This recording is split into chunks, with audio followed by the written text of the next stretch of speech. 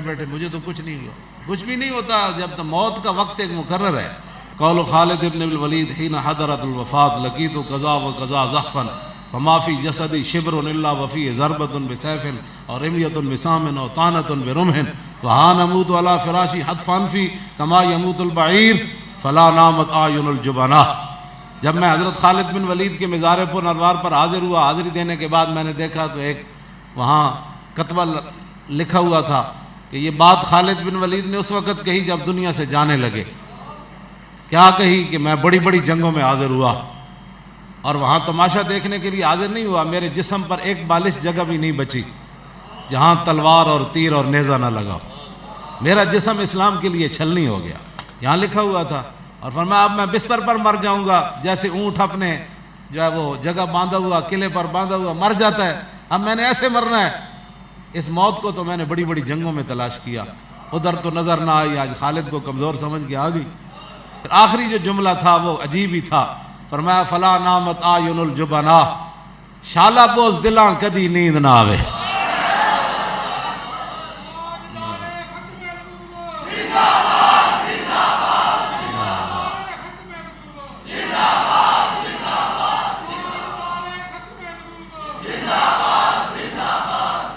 شالا بوز دلاں کدی نیند نہ آوے. اے میں نہیں بد دعا کی تھی.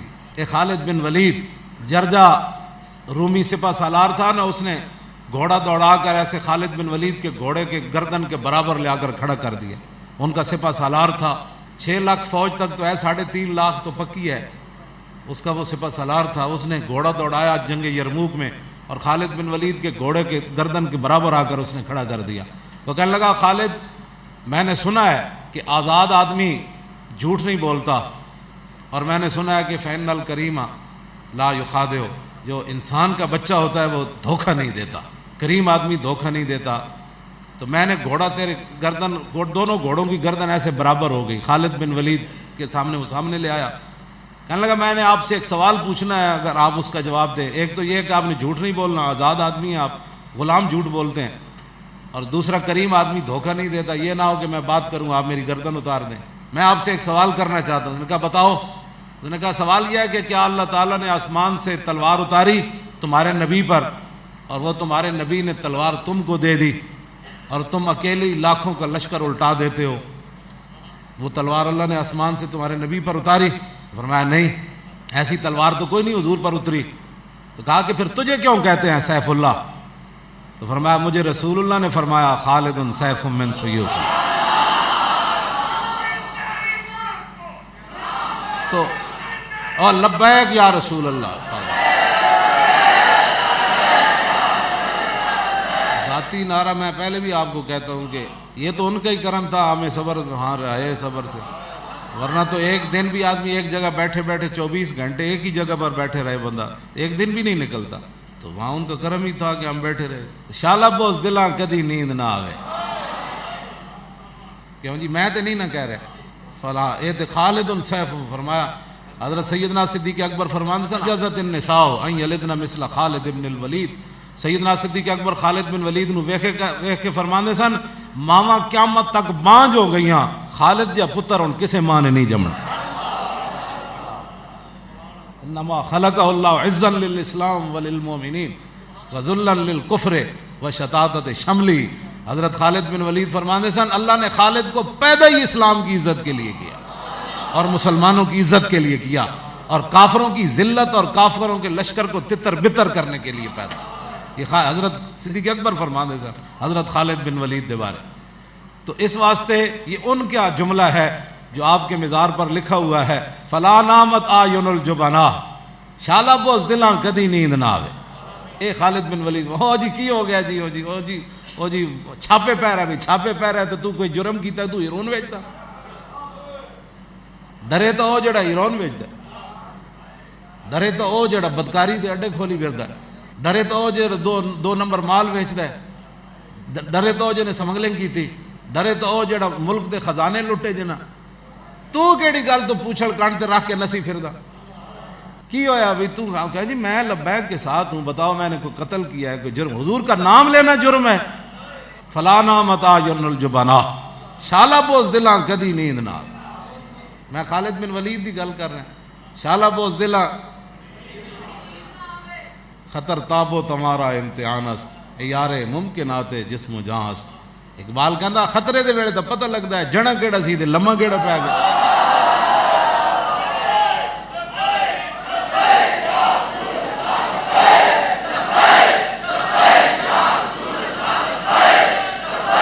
توجہ, بہت سارے یہ لبیک والے تو ہر وقت ایسے ہی کام کرتے رہتے ہیں. یہ تمہارا اعتراض ہمارے اوپر نہیں ہے. کتنی جنگیں لڑی گئیں جی حضور کی ظاہری حیات, 74 جنگاں حضور دے زمانے ظاہری حیات لڑی گئیں 10 سال. یہ تقریباً ہر 1.5 مہینے بعد جنگ بن دی. یہ اعتراض تیرا ساڑھے تے کوئی نہیں, انہوں نے اور کام ہی کوئی نہیں. تو دسنا پھر اور کوئی سمجھ لے تو کام شروع کریے. جہے بندے ساڑھے تے اعتراض کر دیں نا جی یہ مولانا صاحب دا اور کام ہی, تو دس تو میرا اج میں اتنے کھڑا ہو کے کوئی بندہ کہے مولانا یہ چھڈ دو تے فلانا کام شروع کر دو. کھال پیوڑے کی دکان کھول دئیے تھے باہر, میں اتنے بیٹھا بھائی کھال پیوڑا ویچ رہا جی اتنے. کھاد دی دکان اتنے کھول دیے باہر, یا خراب دی دکان اتنے میں بیٹھا روزانہ کیا ہو جی اتنے جناب منجی پیڑیاں ٹھکا لو. تو گل کرو کرنے والی, یہ تمہارا اعتراض اسلام پر ایسا ہے. یہ تو گل بات براہ راست صاحب کسی صحابی نے بھی نہیں کیا. حضور اور بھی کوئی کم ہے, صرف پتر ان دھیاں جائیداد ان کوٹھیاں بنانیاں. مدینہ پاک ایک مکان نہیں بنیا تازہ. یہی تو گل ہے جب حضور نے فرمایا کہ پوری دنیا ان پر ٹوٹ پڑے گی ان کو کھانے کے لیے. تو ایک صحابی کہنے لگے وَنَحْنُ يَوْمَئِذٍ بِقِلَّةٍ, حضور اتنے بس تھوڑے جو ہوں گے ساری دنیا ساڑھے تے ٹوٹ پڑے گی. فرمایا نہیں بل انتم یومئذ کثیر ولکنکم غثاء کغثاء السیل ولینزعن اللہ من صدور عدوکم المحابۃ منکم ولیقذفن فی قلوبکم الوہن. قال قائل یا رسول اللہ وما الوہن قال حب الدنیا وکراہیۃ الموت. میں ساری دنیا تمہارے مارنے کے لیے دوڑ پڑے گی. بتاؤ کیا بچا ہے تمہارے پاس, کیا بچا ہے؟ کچھ بھی نہیں بچا. گستاخ رسول عورت جڑی ہو کوڈی مار کے ہاتھ مار کے چلی گئی. کیا بچا تمہارے پاس؟ 22 کروڑ کو اگر حضور نے قیامت والے دن بلا لیا, بتاؤ مجھے گالیاں دینے والی تمہارے دور میں بھاگ کے چلی گئی, کدھر تھے تم اس وقت؟ بتاؤ نا. اس قیامت والے دن جب سارے تسی تے میں حضور پھنس گئے, حضور شفاعت فرماؤ, حضور پیاس لگی پانی پوا دو, حضور نامہ اعمال جتھے تولے جا رہے ہیں اتنے ایک عمل بھی کوئی نہ رہا, حضور پل صراط تے گزرنا ہے. حضور فرمان کدھر آؤ سارے تسی؟ آج تو تم آ گئے, جب میری بات ہوئی تھی تو اس وقت کدھر تھے تو؟ بات کرو کوئی کرنے والی, بات کرو کرنے. جو کرتے ہیں ان کو بھی تم ڈراتے ہو. اپنے بچوں کو لوگ ڈانٹتے ہیں, رشتہ داروں کو, یہ نا مولویاں دا تو کم ہی, ساڈا تو کم یہ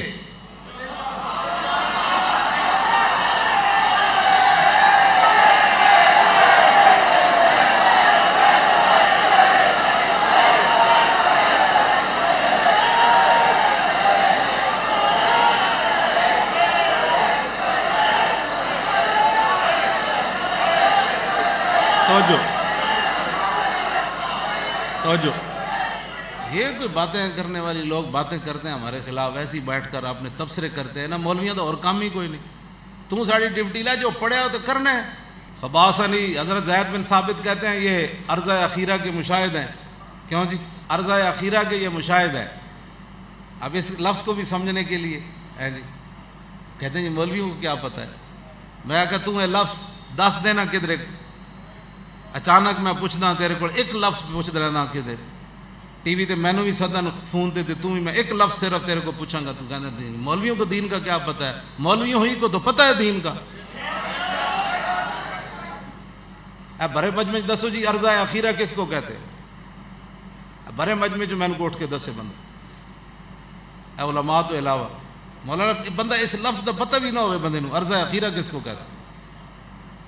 یہ عرضہ اخیرہ کے مشاہد ہیں صحابی رسول حضرت زید بن ثابت. عرضہ اخیرہ کا معنی ہے حضور دور فرماندے سن ہر رمضان جبریل نال قرآن مجید دا. آخری سال حضور نے 2 باری دور کیتا جبریل نال. رمضان شریف 2 باری حضور نے دور کیتا قرآن مجید دا. حضور پڑھتے سن, جبریل سنتے سن, پھر جبریل پڑھتے سن, پھر حضور سنتے سن. اس کو عرضہ اخیرہ کہتے ہیں. عرضہ اخیرہ کے مشاہد حضرت زید بن ثابت. یہ لمبی میں دوسری طرف بات لے گیا. لوگ ہمیں ہمارے خلاف باتیں کرتے ہیں. یہ باتیں کوئی کرنے والی, یہ مولوی کیا کرتے ہیں؟ کچھ بھی نہیں کرتے. مولوی کیا کرتے ہیں کوئی سمجھ. سارا مسجد بھی جناب بند رہی، ہمارے یہ نوجوان بچے ان کو گھروں سے ان کو گھسیٹا، چادر چار دیواری کی جو ہے وہ بھی پامال ہوئی، بڑے بڑے لوگ جو ہے ان پر ظلم ہوا، لیکن اس کے باوجود سب لبیک کہتے رہے۔